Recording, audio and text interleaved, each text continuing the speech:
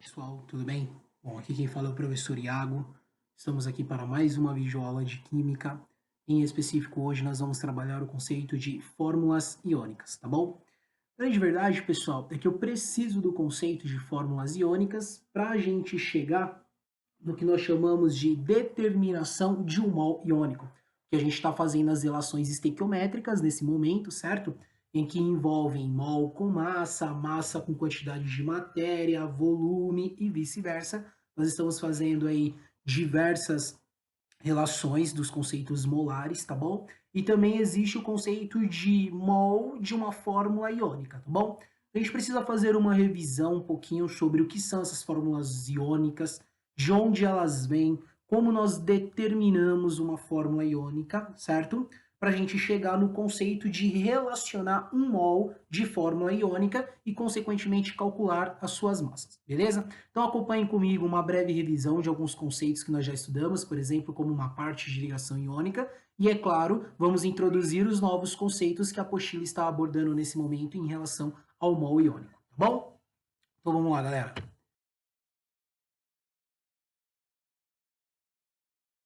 Bom, pessoal, primeira coisa que nós temos que ter em mente é, já que nós vamos falar sobre mols de íons, né, nós precisamos identificar e separar o que é um átomo de um íon. Na química, galera, eu tenho duas situações. Ou eu tenho um átomo ou eu tenho um íon. Qual é a diferença entre uma coisa e outra? Galera, um átomo, ele é conhecido por ser o que nós chamamos de eletricamente neutro. Eu preciso que vocês se recordem agora das aulas que nós tivemos no ano passado e que nós determinávamos, por exemplo, a quantidade de massa de um átomo, tá bom? Que a gente relacionava que para ser neutro eu preciso ter as mesmas quantidades de prótons e de elétrons, tá bom?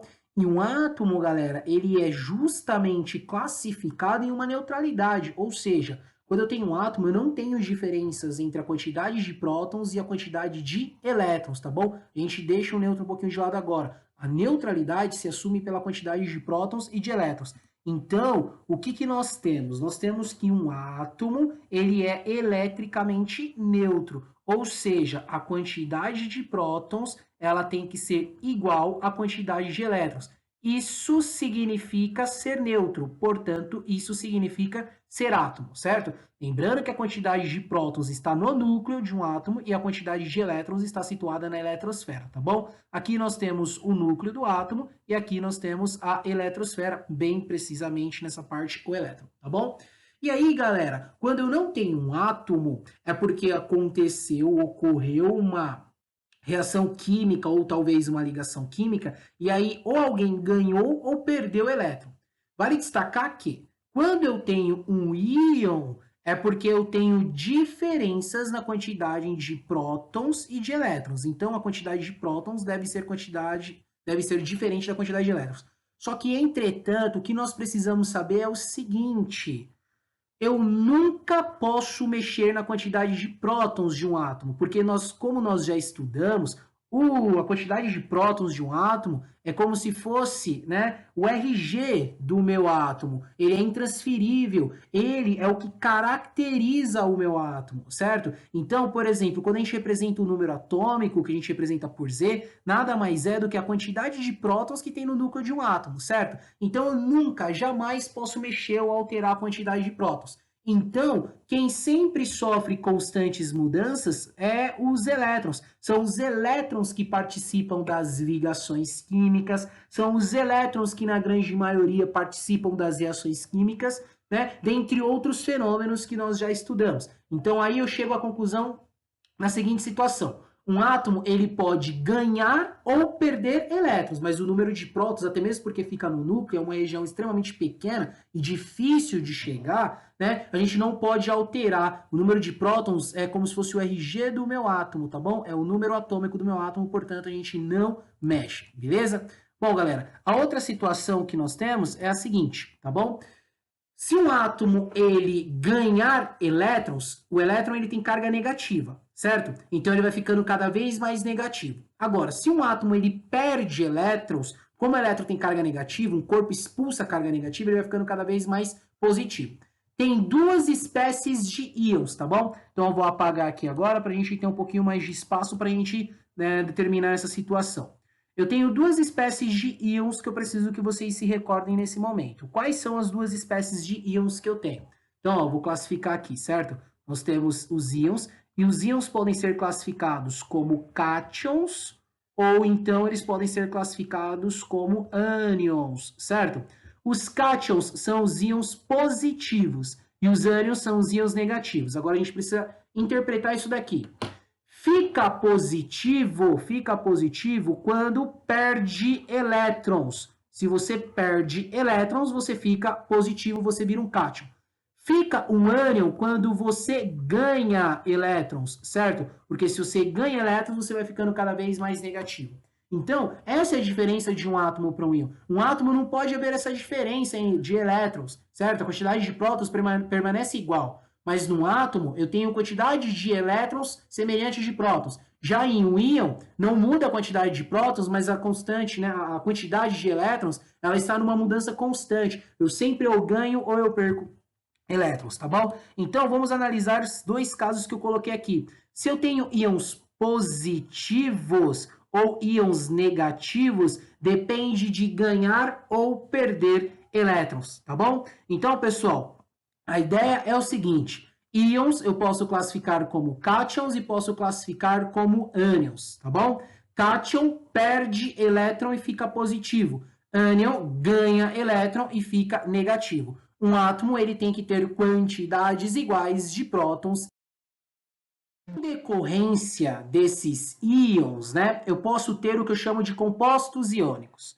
E os compostos iônicos se dão justamente pela parte de um ganhar elétron e ficar negativo, e o outro perder elétron e ficar negativo. São as chamadas formação de íons, positivo ou negativo, tá bom? Então, o que, que eu tenho?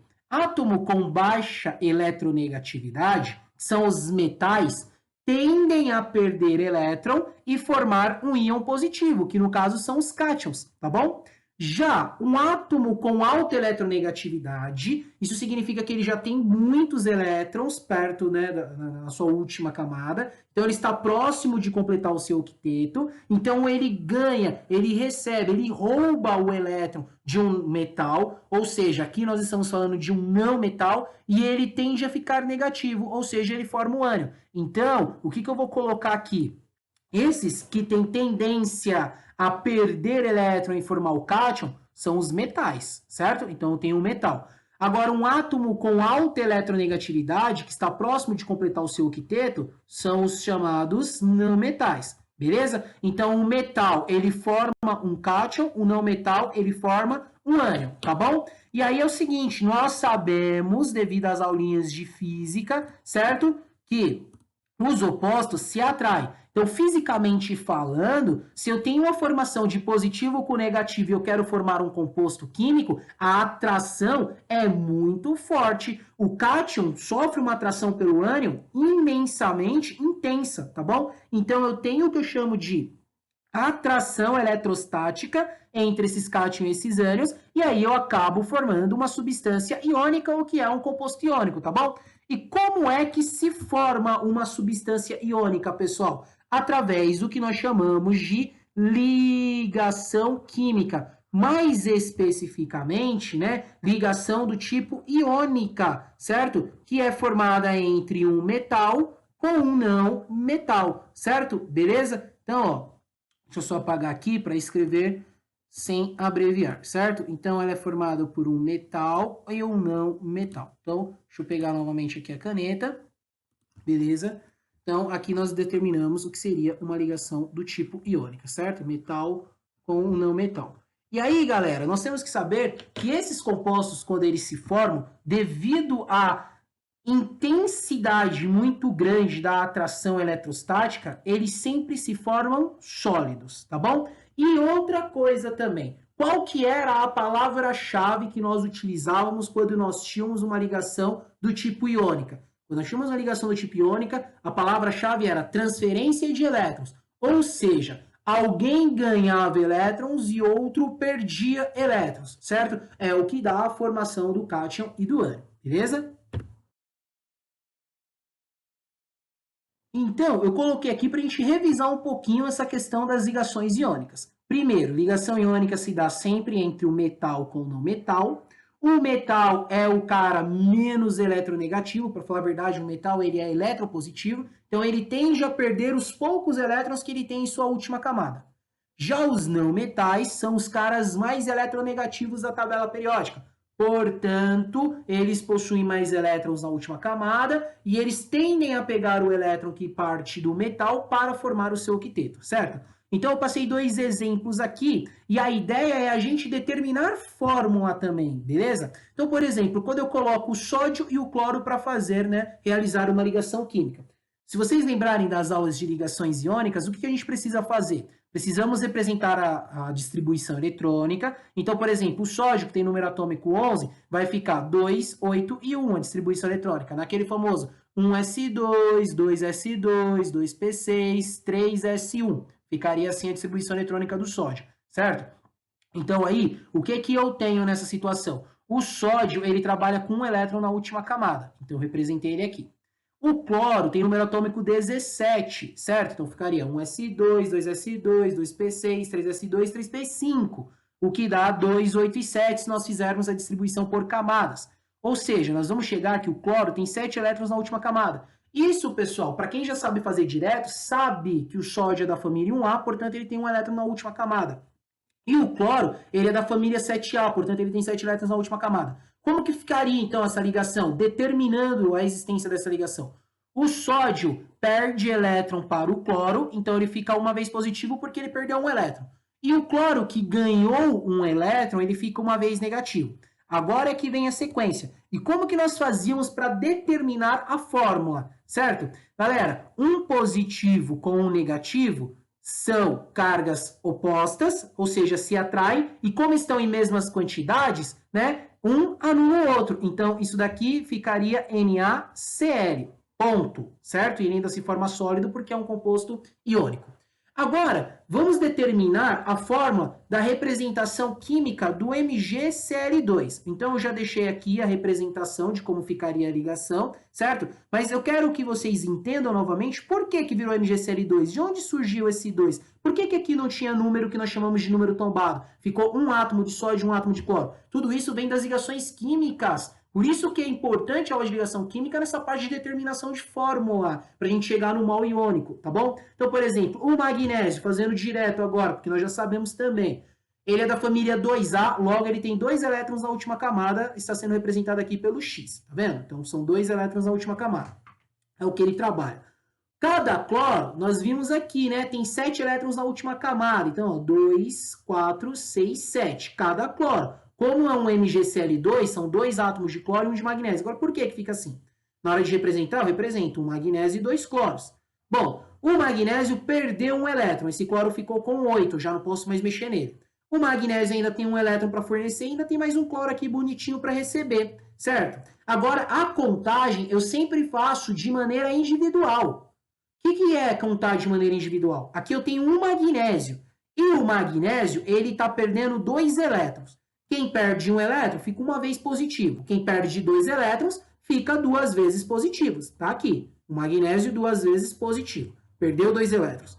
Agora, uma contagem de maneira individual, mais uma vez. Você vai olhar individualmente para o cloro, você não vai olhar para os dois de uma vez. Então, ó, esse cloro, cada cloro está recebendo quantos elétrons? Cada cloro recebe apenas um elétron. Quem recebe um elétron fica uma vez negativo. E aí que mora o perigo agora. Por quê? Antes eu tinha um positivo e um negativo, então um anulou o outro. Dessa vez não é isso, dessa vez eu tenho 2 positivos e um negativo apenas. Quando é 2 positivo com um negativo, ocorre um fenômeno na química que nós chamamos de fenômeno de tombamento de carga. Nós precisamos tombar, que é para organizar, equilibrar essas cargas. Então o que nós vamos ter que fazer? Tombar, certo? Nós vamos levar essas cargas para baixo. E ainda nós vamos inverter essas cargas. Então, o 2, que era do magnésio, passa a ser do cloro. E o 1, quando aparece na hora, porque é 1, não é? Que era do cloro, passa a ser agora do magnésio. Então, isso aqui vira Mg1, quando é 1 não precisa representar, Cl2 com a carguinha que veio do magnésio. E assim nós determinamos as fórmulas. Então, o que eu quero dizer? Os átomos que aparecem nas fórmulas, seja L2, seja L3, como é, por exemplo, o caso do Al2O3, tá vendo? 2 átomos de alumínio, 3 átomos de oxigênio, eles vêm através da determinação da montagem e representação química das ligações iônicas, determinação de fórmula. Nós não podemos adicionar ou retirar átomos simplesmente porque nós queremos. Então, nós temos que seguir um padrão de determinação de fórmula que vem das ligações químicas quando a gente está falando de um composto do tipo iônico. Isso é importante. Então, por isso, eu deixei aqui, né? Determinando uma fórmula. Nós precisamos saber montar uma fórmula, já que nós estamos estudando os compostos iônicos, tá bom? E aí, pessoal, eu deixei aqui uma tabelinha que nos auxilia bastante nisso daí, que são as tabelinhas de cátions e as tabelinhas de ânions, tá bom? Vocês encontram isso daí na tabela periódica que vocês têm. Geralmente fica na parte de trás. O que eu preciso que vocês saibam, pessoal? Eu quero que vocês entendam a seguinte situação. Existem alguns elementos químicos da tabela periódica que possuem o que nós chamamos de NOx fixos. O que significa ter um NOx fixo?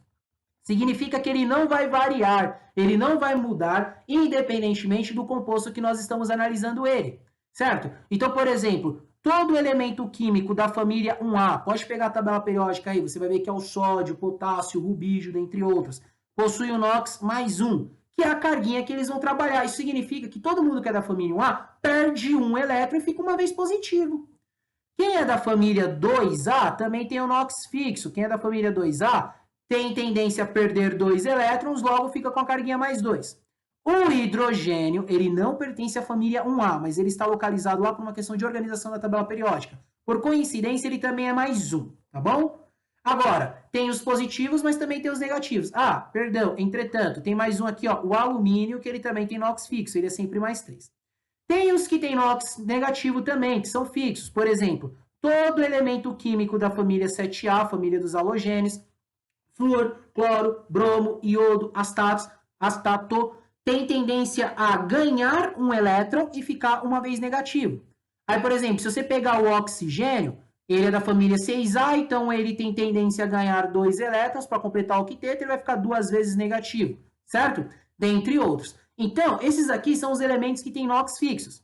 E todos que eu não representei, pessoal, e mais um ou outro aí que pode ser fixo, mas que a gente não utilize tanto, é porque tem NOx variável. E se tem NOx variável, nós temos que tomar cuidado. Então, para isso, nós temos que ter um amplo conhecimento da tabela periódica, mas isso a gente só faz treinando, tá bom? Então, por exemplo, ó, o ferro. Se você olhar o ferro ele aparece tendo a possibilidade de trabalhar com o NOx mais 2, mas se você olhar aqui ó, no NOx mais 3, você vai ver que o ferro também está. Isso significa que o ferro, por exemplo, é um dos metais que não tem NOx fixo.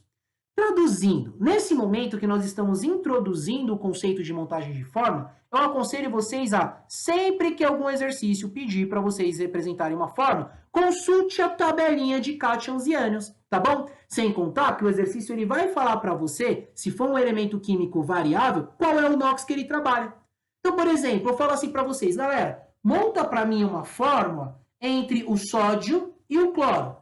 Bom, para montar a fórmula, você vai precisar dos NOx. Ou então você vai ter que representar a ligação química igual nós fizemos no slide anterior. É de lá que nós fazemos essas derivações, tá bom? Então, por exemplo, o sódio. Eu tenho que ir lá no sódio. Se você se atentou, você viu que eu coloquei que quem é da família 1A tem o NOx fixo mais 1. Então, o sódio, ele só trabalha com mais 1, ele tem NOx fixo. Então, representei aqui, ó, o sódio, ele trabalha com mais 1.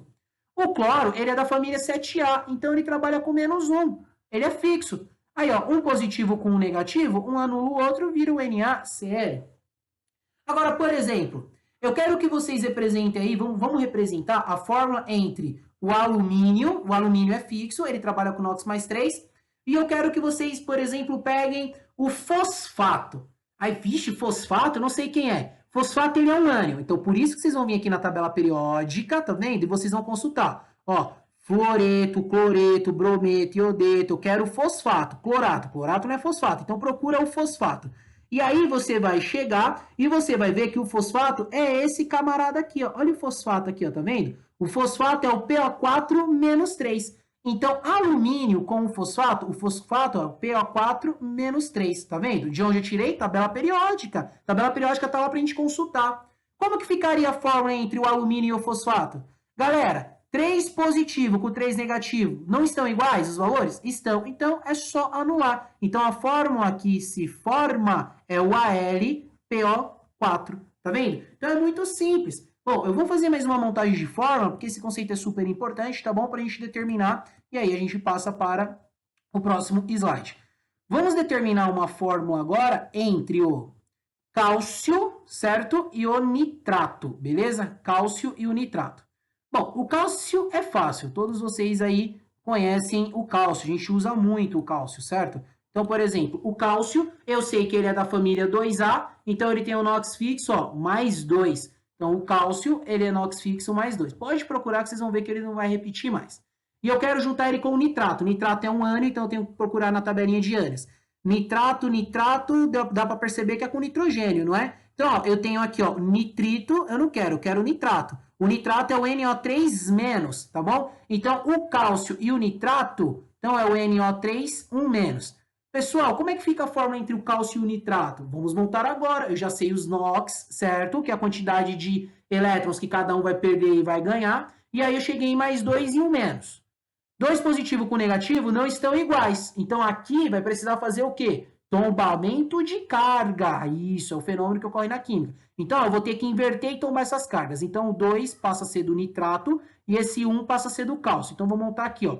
O cálcio vai ficar com 1, então eu não preciso representar. E todo o nitrato, que é o NO3, vai ficar com 2. Então, essa daqui é a fórmula entre o nitrato e o cálcio. É o famoso nitrato de cálcio. Beleza? Então, determinar a fórmula é importante na hora que a gente está falando de um composto iônico. Beleza? Bom, uma vez que nós vimos, então, como determinar a fórmula, a gente pode dar sequência na aula. Por que que eu preciso determinar a fórmula, galera? Porque quando eu chegar numa representação em que eu estiver, por exemplo, me referindo a um mol de uma substância iônica, eu preciso conhecer ou saber o que eu chamo de razão entre íons. O que seria a razão entre íons, tá bom? São os números de átomos que aparecem na fórmula que são decorrente do número, né, do NOx que a gente calculou. Então, por exemplo, NaCl, qual é a quantidade de átomos? 1 de sódio e 1 de cloro. Mas isso é decorrente do NOx que nós tínhamos. Qual era o NOx que nós tínhamos para chegar nessa fórmula? O sódio, nós sabemos que trabalha com mais 1. E o cloro, nós sabemos que trabalha com menos 1. Então, é uma proporção igual, certo? Que apenas se anulam e viram NaCl. Então, aqui nós temos uma proporção de 1 para 1. E, ó, o que a gente coloca, né? A gente descreve proporção por essa simbologia aqui, certo? Então, nós temos uma razão em proporção de 1 para 1. Agora, e o BaCl2? Aí eu preciso, para entender por que ficou nessa proporção, é o seguinte: o bário ficou com 1 átomo e o cloro ficou com 2 átomos. Então, nós temos uma proporção de 1 para 2, certo? Bom, o alumínio aqui, ó, ficou com 2 e o oxigênio ficou com 3. Então, nós ficamos numa proporção de 2 para 3. Mas eu só sei isso, né, se eu souber montar a fórmula. Eu tenho que saber que o bário, ele é da família 2A, então ele trabalha com mais 2. E o cloro, ele é da família 7A, ele trabalha com menos 1. Então, quando eu vou montar a fórmula, eu sei que, ó, mais 2 e o negativo não tá legal, não tá balanceado. Então, aqui eu preciso tombar. E na hora que eu tombo, vira o BaCl2. Nesse caso aqui, é o Al2O3, justamente porque o alumínio tem NOx fixo mais 3, certo? E o oxigênio também é fixo, é menos 2. Professor, de onde você está tirando esses NOx? Tá me deixando maluco. Pessoal, consulta na tabela periódica. Na tabela periódica está o NOx de todos os elementos químicos, tá bom? Caso vocês não encontrem, vocês podem perguntar para mim que eu informo para vocês na próxima videoaula que nós tivermos, né, no próximo encontro, onde é que nós vamos encontrar eles, tá bom? Então, ó, alumínio mais 3, oxigênio menos 2, não dá, né? 3 positivo com 2 negativo. Então, aqui precisamos tombar. Então, o oxigênio vai ficar com 3, o alumínio vai ficar com 2, tá aqui. Só que aí, quando a gente vai colocar a proporção, nós fazemos a proporção quando a fórmula está montada, tá bom? E a fórmula ela está montada desse jeito aqui, ó, Al2O3. Então, ficou uma proporção de 2 alumínios para 3 oxigênios. Então, essa é a proporção. Então, olha só, essa fórmula aqui, ó, Na2SO4. Qual é a proporção que nós temos? Lembrando, esse 4 aqui é átomos de oxigênio, mas o NOx é para todo sulfato. Se não está aparecendo nada é porque é 1. Então, aqui nós temos uma proporção de 2 sódios para 1 sulfato. Então, é importante sabermos a proporção.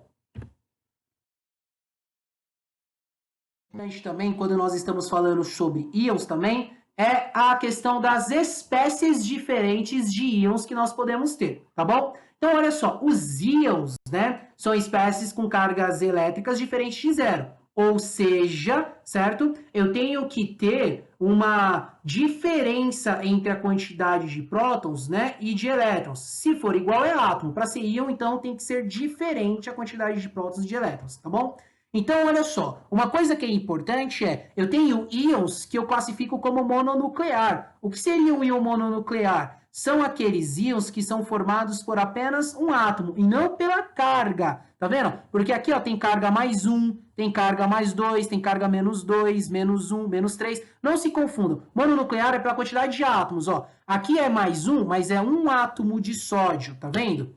O outro, que é o cálcio, tá mais 2, mas é um átomo de cálcio, aqui é um átomo de enxofre, aqui é um átomo de flúor, aqui é um átomo de nitrogênio. Eu não classifico o mononuclear pelo valor da carga, mas sim pela quantidade de átomos. Por quê? Eu posso ter também o que nós chamamos de polinucleares. O que são os polinucleares? São íons que são formados por mais de um elemento químico. Então, por exemplo, aqui está um positivo, mas elementos químicos eu tenho o nitrogênio e o amônio. Formou o íon amônio. Tá vendo? Aqui é o íon cianeto, carbono e nitrogênio, certo? A carguinha é menos 1, é mononuclear. Não, mononuclear ou polinuclear não tem nada a ver com a carga, mas sim com a quantidade de elementos. Aqui são dois elementos que formou esse íon, tá bom? Tem muita gente até que confunde quando cai numa reação pensando que isso aqui é carbono separado e nitrogênio. Não, carbono e nitrogênio junto é um ânion que existe na tabela periódica que nós chamamos de ânion cianeto, é um ânion poliatômico. Carbonato, carbono e oxigênio, menos 2 a carguinha. Então, ó, todos esses aqui, certo, são formados aí por mais de um elemento químico, então são íons poliatômicos, tá bom? Exceção para o oxigênio, pessoal. Quando o oxigênio está no formato aqui de menos 2, a gente classifica ele como peróxido. Então, ele é a única exceção que é formado por um elemento químico, certo? E nós vamos chamar ele de polinuclear, tá bom? Então, tem que ficar esperto só nessas definições. Aqui nós temos uma representação, tá bom? Isso aqui, ó, do íon amônio, tá bom? Isso aqui do carbonato. Dá para ver, ó, que é formado por mais de um elemento químico. Aqui é o nitrogênio e aqui nós temos 4 de hidrogênio, tá bom? Aqui é o carboninho e aqui são 3 oxigênios. Então dá para ver que são poliatômicos porque são formados por mais de 2 elementos químicos, tá bom? Mais de um, perdão, elemento químico.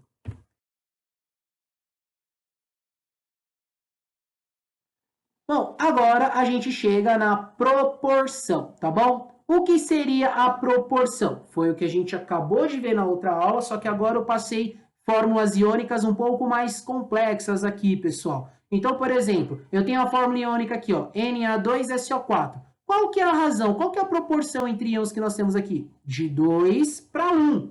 Professor, não é de 2 para 4? Não, o sulfato é o SO4. O NOx é como se fosse entre parênteses aqui para todo o SO4, como não tem nada, então é 1. Então a proporção é de 2 para 1. Mas precisamos saber que essas cargas elas foram invertidas, porque o sódio trabalha com mais 1 e o sulfato trabalha com menos 2. Quando nós invertemos, nós chegamos nisso daqui, certo?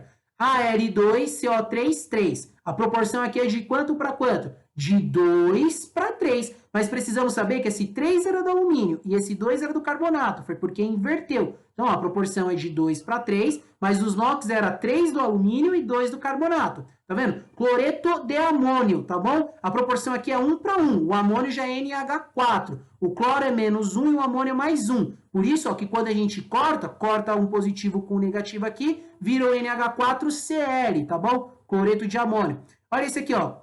Fosfato de amônio. O fosfato, se você for lá na tabelinha de inox agora e confirmar, vocês vão ver que ele trabalha com menos 3. O amônio nós vimos que é mais 1. Mais 1 com menos 3 não dá, certo? Então aí precisou tombar as cargas e ficou uma proporção de 3 para 1. Tá vendo? Ó, de 3 para 1. Mas sabendo que o amônio era 1 positivo e o fosfato era 3 negativo. E aí quando nós tombamos isso daqui, acabou ficando na proporção de 3 para 1. Você só pode escrever a proporção, você só pode escrever a razão depois que você realiza o tombamento de cargas, tá bom? E aqui nós temos o carbonato de cálcio, tá bom? O carbonato de cálcio, galera, o cálcio trabalha com mais 2, o carbonato também é menos 2, tá bom? 2 positivo com 2 negativo, então aí só vão se anular, certo? Depois que eles se anulam, fica então a proporção de 1 para 1, justamente porque eles se anularam, tá bom? Então a proporção é muito importante de saber reconhecer quando a gente está falando de uma fórmula iônica, tá bom? Galera, a gente chega no cálculo da massa-fórmula. Pessoal, lembra que eu falei para vocês? A gente está trabalhando com massa-fórmula porque nós estamos colocando compostos iônicos. É por isso que a gente não está chamando de fórmula molecular, tá bom? Compostos iônicos, como no fórmula molécula, fórmula íon, então a gente vai falar que a gente vai calcular a massa dessa forma, tá bom? A massa desse composto iônico. Só que aí eu quero que vocês pensem na seguinte situação. Como a gente está mexendo com íon, cara que ganhou o elétron, cara que perdeu, pessoal, o elétron ele tem massa desprezível. Então, ganhar ou perder elétron não vai interferir na massa. É como se fosse a massa dele, como se ele não tivesse perdido elétron. Ele pode ganhar 1000 elétrons ou perder 1000 elétrons. Não vai interferir na massa, porque a massa do elétron é 1 dividido por 1836. Não interfere em absolutamente nada. Então, por exemplo, a L2O3 era uma proporção de 2 para 3. Isso significa que o alumínio perdeu 3 elétrons, o oxigênio ganhou 3 elétrons, mas nada importa eles terem ganho ou perdido essas quantidades de elétron para fazer o cálculo da massa. Nós vamos agir da mesma forma que nós fazíamos para calcular, por exemplo, a massa molecular. Então, por exemplo, quantos átomos de alumínio tem aqui? 2. Então, vai ficar 2 vezes a massa do alumínio, que segundo a tabela periódica é 27, certo? Mas quantos oxigênios tem aqui? 3. 3 vezes a massa do oxigênio, que é 16. Se nós somarmos aqui, ó, 2 vezes 27 mais 3 vezes 16, nós vamos chegar em 102 unidades de massa atômica. E se nós fôssemos representar, depois que Avogadro determinou a sua constante, nós veríamos que isso daqui também poderia ser representado em 102 gramas por mol, tá bom? Ganhar ou perder elétron não influencia em absolutamente nada quando nós estamos calculando a massa.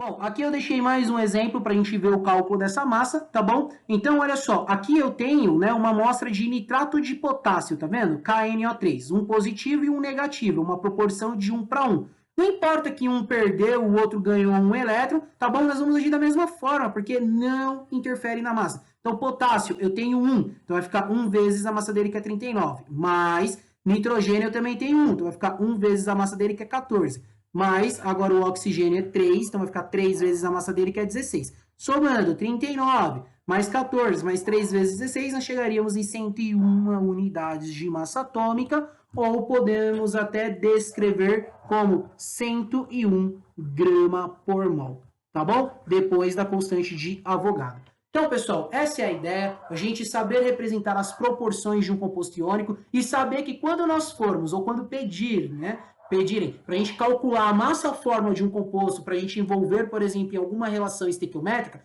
não precisamos nos preocupar com a quantidade de elétrons que está ganhando ou perdendo, porque estes não interferem no valor da massa, tá bom? O elétron tem massa praticamente desprezível. Pessoal, eu encerro essa aula por aqui, espero que vocês tenham gostado, espero que vocês tenham compreendido. Um abraço, fiquem com Deus, até a próxima.